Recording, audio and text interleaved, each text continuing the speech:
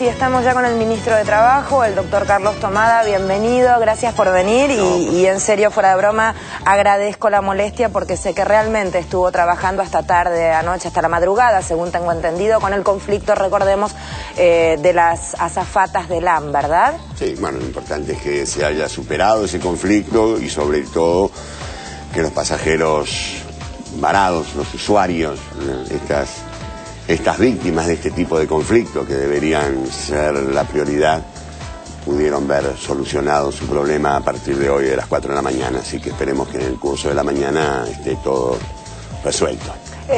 Hay quien lee demasiado conflicto a esta altura del año y no casual, ministro. ¿Cómo lo lee usted?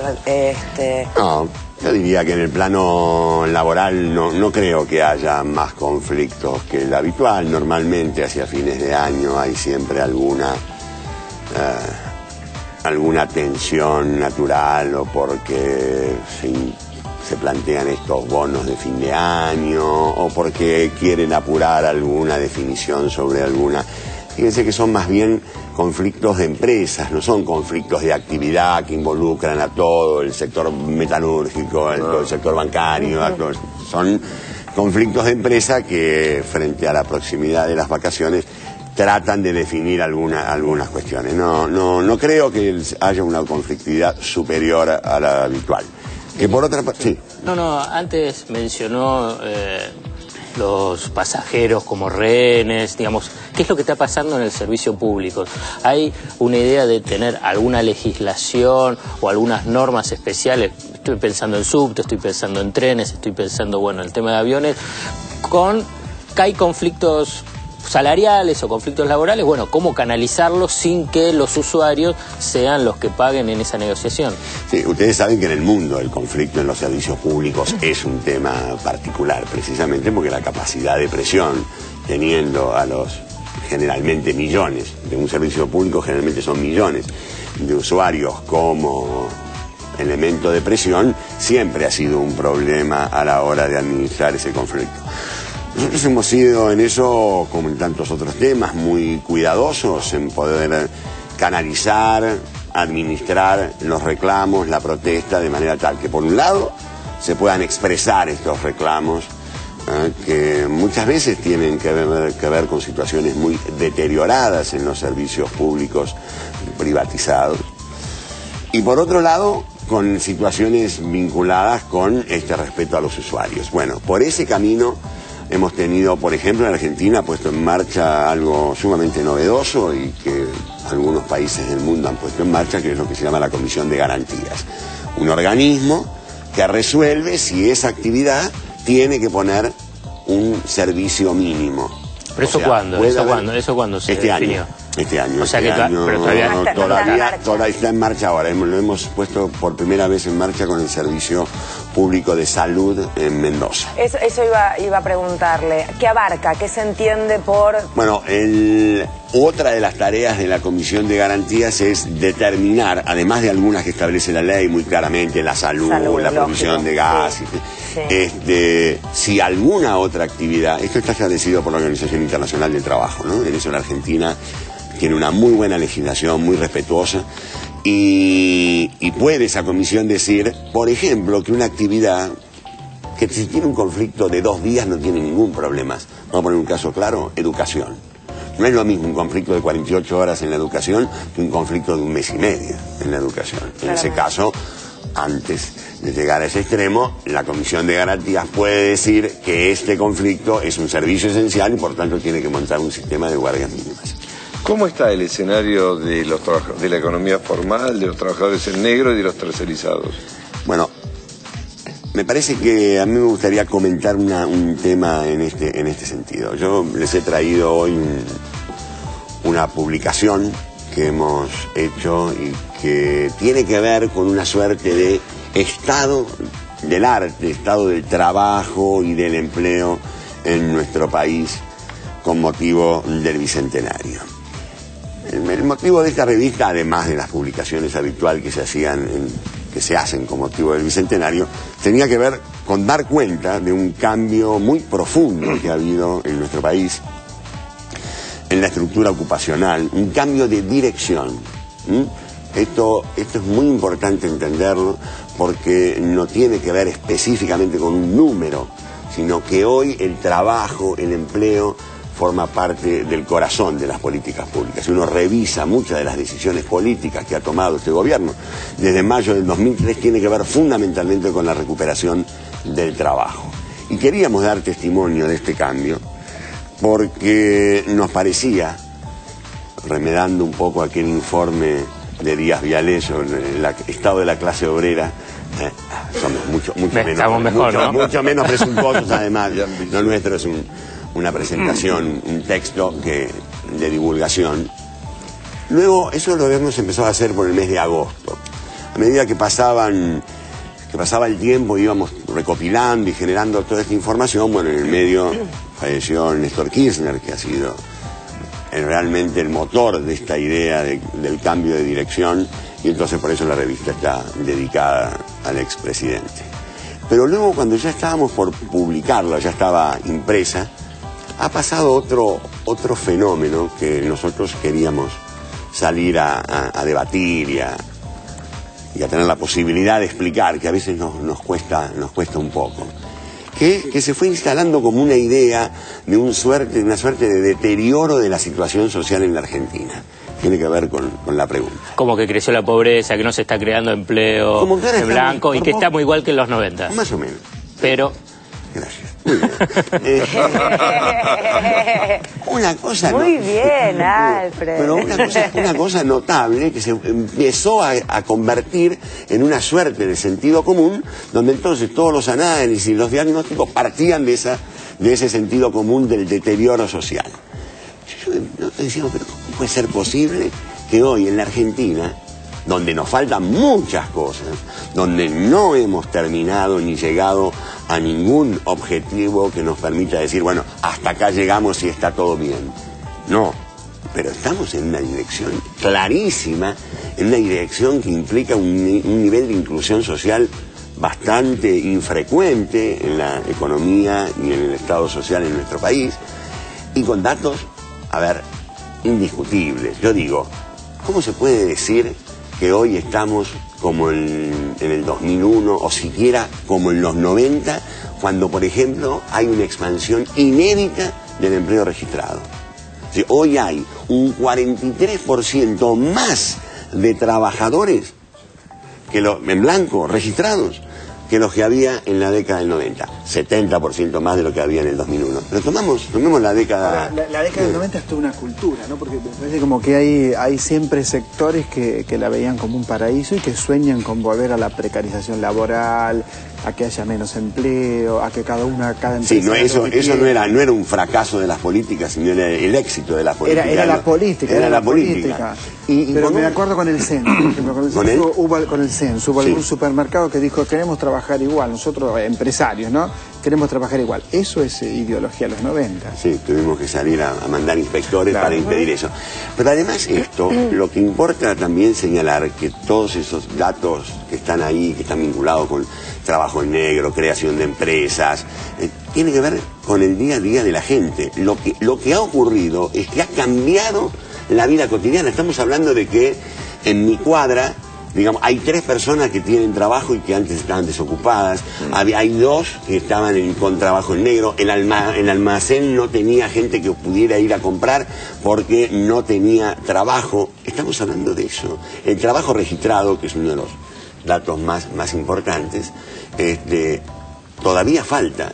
Bueno, justamente, Alberto de Temperley pregunta qué están haciendo con el trabajo en negro. Está casi en el 37%. ¿El trabajo en negro? 35. Ahora, yo acá quiero contestarle primero y después explicar qué es lo que se está haciendo, digamos, con qué se está jugando.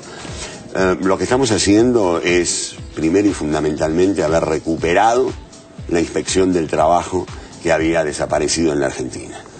Cuando yo llegué al Ministerio de Trabajo había 21 inspectores, o sea, no me alcanzaba ni un inspector por provincia.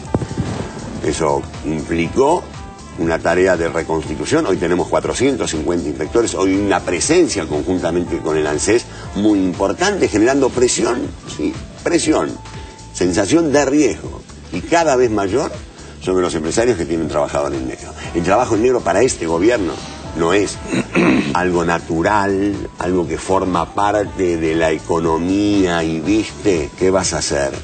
Nosotros hemos salido a decir, y este me parece es otro cambio importante, y ha generado respuestas, de plantear que el trabajo en negro es ilegal, el trabajo en negro debe ser censurado, reprimido, castigado, y esto ha ido cambiando cierta cultura. Y ahí está la cuestión. Cuando nosotros llegamos hay un 50% de trabajo en negro. Hoy hay, como dice Alfredo, 35% de trabajo en negro. ¿Esto qué quiere decir? ¿Por qué insisten con la pregunta con la idea esta de que está alto el trabajo en negro? Claro que está alto el trabajo en negro. Sí, claro. Pero viene bajando. No podemos comparar la situación con políticas que durante 30 años lo único que hicieron fue todos los años hacer subir el trabajo en negro. Fracasaron todas esas políticas. Lo único que hicieron fue crear permanentemente más trabajo en negro. ¿Cuál es la diferencia?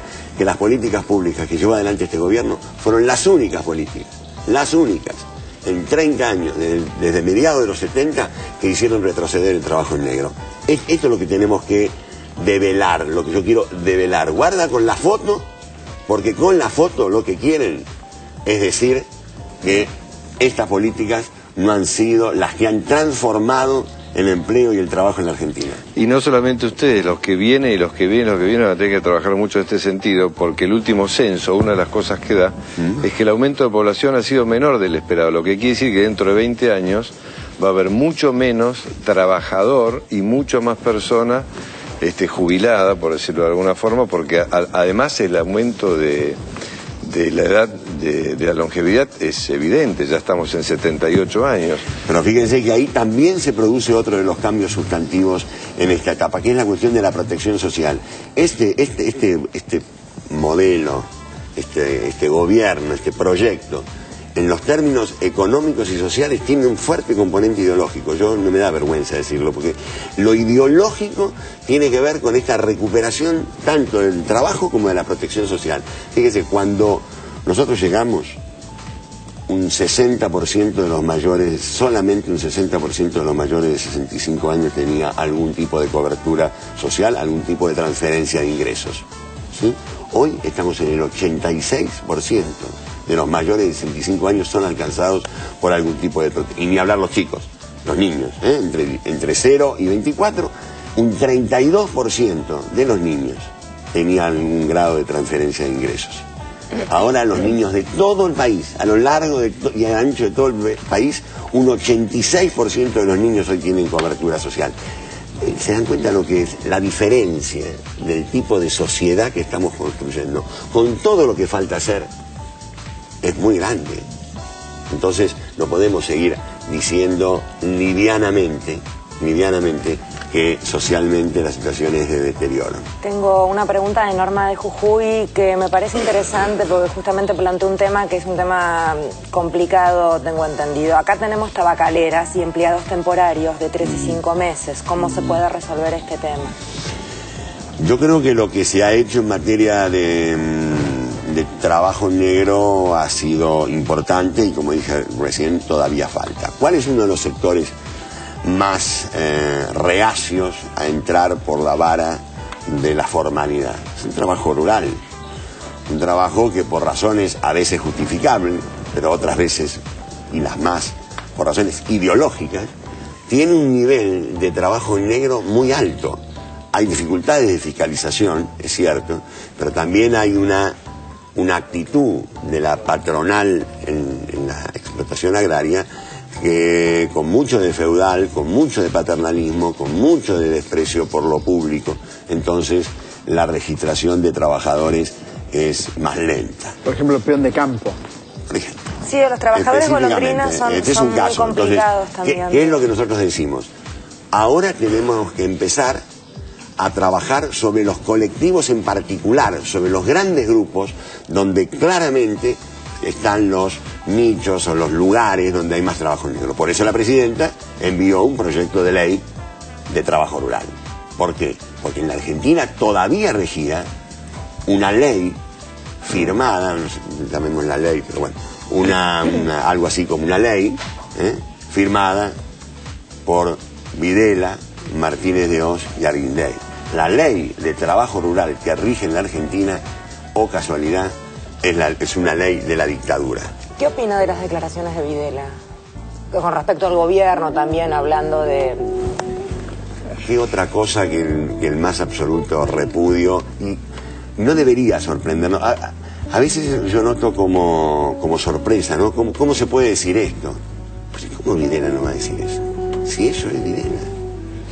Eso fue. Yo llegaba cuando ustedes estabas hablando y calificando a Videla. Esto es lo que hay que hacer. Y espero que hoy a la tarde sea también un hito en nuestra historia, en este inmenso legado que ha dejado Néstor Kirchner junto con otros, pero que es algo que hemos hecho entre todos los argentinos. Yo creo, insisto, que los derechos humanos se han convertido en la Argentina una marca indeleble de ahora en adelante, así como fue la inflación en la Alemania posguerra, así como fue el desempleo en Estados Unidos, esas cosas de las que nunca más, frente a las cuales la sociedad va a reaccionar siempre de una misma manera. Bueno, yo creo que la defensa de los derechos humanos de ayer, de hoy para adelante va a quedar como una marca de los argentinos. La última es tuya, Alfred. No, hoy a las 11 se reúne Moyano con Méndez, la CGT y la Unión Industrial Argentina, y vinculado con el pacto social, el diálogo social tripartito.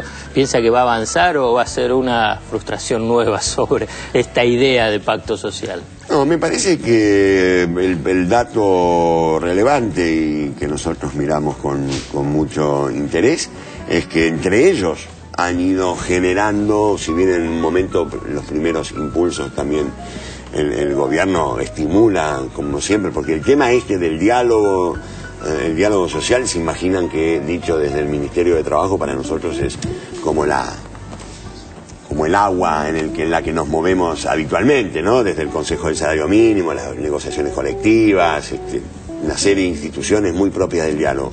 Creemos que en esta oportunidad lo que está ocurriendo, y a nosotros nos parece muy alentador, es que está habiendo un diálogo directo entre trabajadores y empleadores que seguramente va a fructificar en un avance más en este sentido. Ministro, mil gracias por haberse molestado en venir. ¿A dónde se me va ahora? ¿Qué va a hacer ahora? Portuarios. Qué lindo. Bueno, que le vaya con bien. Pepe. Un cariño enorme a todos. Que salga todo en orden. Que, en fin, si podemos colaborar en algo, cuenta con nosotros.